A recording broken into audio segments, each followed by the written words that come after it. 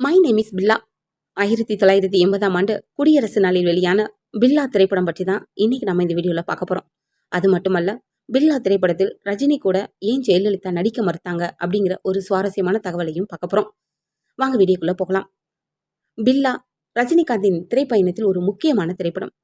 அவர் மெல்ல மெல்ல ஒரு முன்னணி நடிகராக வளர்ந்து வந்திருந்தாலும் சூப்பர் ஸ்டார் என்னும் வருங்கால சிம்மாசனத்திற்கு வலுவான அடித்தளம் அமைத்து தந்த திரைப்படம் இது. இந்த காலகட்டத்தில் சினிமாவில் இருந்து விலகப் போவதாக ஒரு திடீர் அறிவிப்பை ரஜினி வெளியிட்டார். பத்திரிகையாளரை அடிக்க பாய்ந்தார்.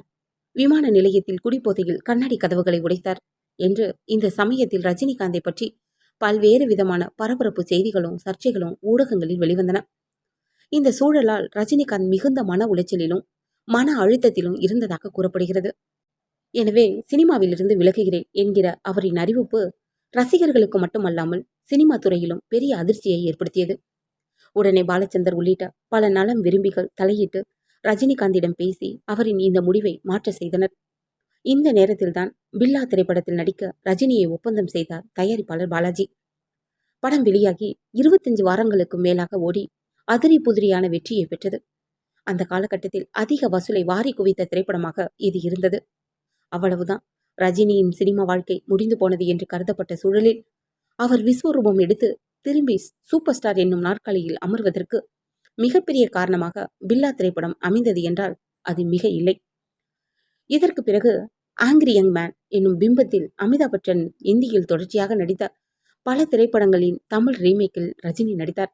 என்றாலும் அமிதாப் பச்சனை அப்படியே நகல் எடுக்காமல் தன் பிரத்யேகமான ஸ்டைலை அவர் உருவாக்கி கொண்டது அவருடைய பிரம்மாண்டமான வெற்றிக்கு ஒரு அடிப்படை காரணம் எனலாம். தமிழ் ரீமேக்கை பற்றி பார்ப்பதற்கு முன்னால் இந்த ஒரிஜினல் வடிவத்தை சிறிது எட்டி பார்த்துவிட்டு வந்துவிடலாம். அதாவது பில்லாவின் அசல் வடிவமான டான் என்கிற இந்தி திரைப்படம் 1978 வெளியானது. சலீம் ஜாவேத் என்கிற இரட்டையர்கள் தலைப்பு இன்னமும் வைக்கப்படாத ஒரு திரைக்கதையை எழுதி முடித்து வைத்துக்கொண்டு தயாரிப்பாளரை தேடி அலைந்தார்கள். ஆனால் இந்தியில் உள்ள எந்த ஒரு முன்னணி நடிகரும் தயாரிப்பாளரும் இதில் ஆர்வம் காட்டவில்லை. பலராலும் நிராகரிக்கப்பட்ட திரைக்கதையாக அது இருந்தது. ஒளிப்பதிவாளரும் தயாரிப்பாளருமான நாரிமன் ராணி ஜிந்தகி ஜிந்தகி என்கிற தோல்வி படத்தை தயாரித்து பெருத்த நஷ்டத்தில் இருந்தார். இவரின் ஒளிப்பதிவில் உருவாக்கி கொண்டிருந்த ஒரு திரைப்படத்தில் அமிதாப் பச்சன், ஜீனத் அமன், பிரான் ஆகியோர் அப்போது நடித்து கொண்டு இருந்தார்கள். இவரின் சூழலை அறிந்து இவர் தயாரிக்கும் ஒரு திரைப்படத்தில் தாங்கள் நடித்து உதவ முன்வந்தார்கள். இந்த சமயத்தில்தான் ஒரு டானை அடிப்படையாக வைத்து எழுதப்பட்ட எவராலும் ஏற்கப்படாத சலீம் ஜாவேத்தின் திரைக்கதை இவர்களின் பார்வைக்கு வந்தது. ராணியின் உதவியாளரான சந்திரா பரோட் அதில் சில மாற்றங்களை செய்து இயக்கினார். சுமார் 3.5 வருடங்கள் உழைப்பிற்கு பின்னால் மே 12, 1978 அன்று டான் அதிக விளம்பரமின்றி வெளியானது. ஆனால் தொடக்கத்தில் படம் எதிர்பார்த்த அளவிற்கு ஓடவில்லை. சந்திரா பரோட் தன் குருநாதராக கருதும் மனோஜ்குமாரிடம் ஆலோசனை கேட்டார். அவருடைய ஆலோசனையின் பெயரில் ஒரு பாடல் இதில் புதிதாக இணைக்கப்பட்டது.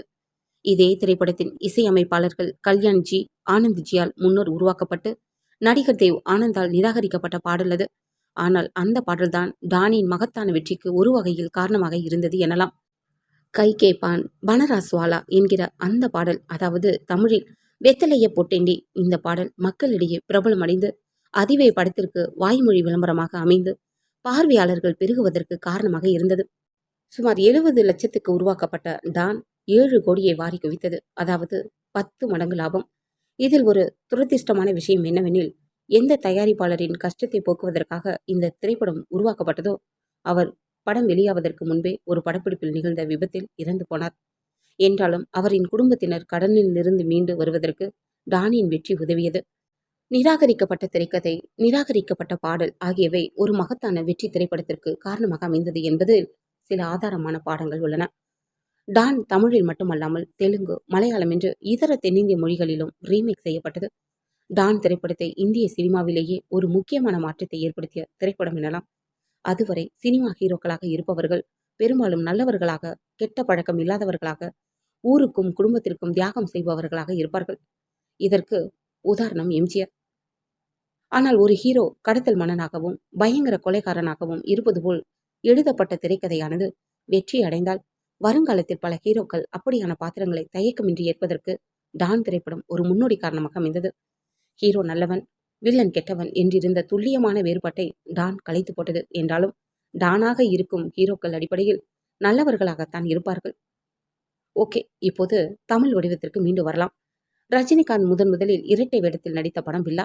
இதன் மகத்தான வெற்றி காரணமாக இதை இயக்கிய கிருஷ்ணமூர்த்தி இதற்கு பின்னால் பில்லா கிருஷ்ணமூர்த்தி என்றே அடையாளம் காணப்பட்டார்.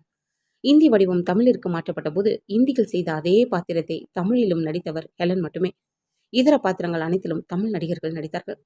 ஹீரோயின் விஷயம் தொடர்பாக ஒரு சுவாரஸ்யமான தகவலும் உண்டு.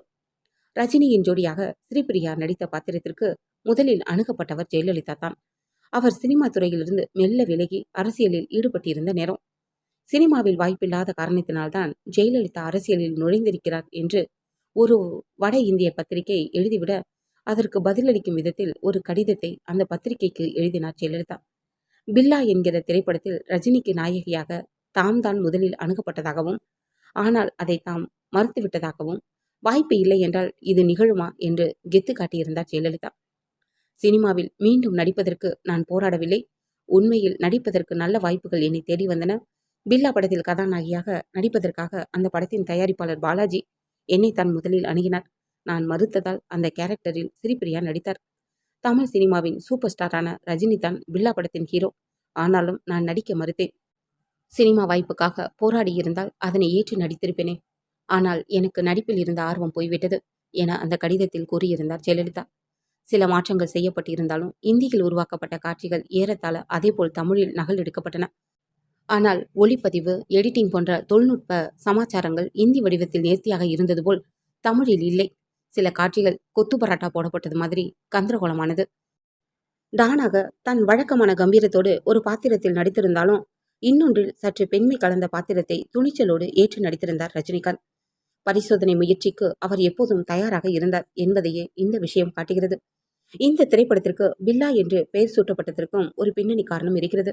டான் என்கிற பெயர் தமிழ் பார்வையாளர்களுக்கு புரியுமா என்று தயாரிப்பு நிர்வாகம் தயங்கி இருக்கிறது. பில்லா பெயரின் பின்னணி காரணம், அந்த சமயத்தில் பில்லா ரங்கா என்கிற இரட்டை கொள்ளையர்கள் டெல்லியில் மிகுந்த பரபரப்பை ஏற்படுத்தி கொண்டிருந்தார்கள். நாடு முழுவதும் அறிந்த பெயராக அது மாறியது. எனவே இந்த திரைப்படத்திற்கு பில்லா என்று பெயர் சூட்டப்பட்டது. ரங்கா என்கிற தலைப்பிடப்பட்ட சினிமாவிலும் பிறகு ரஜினிகாந்த் நடித்தார்.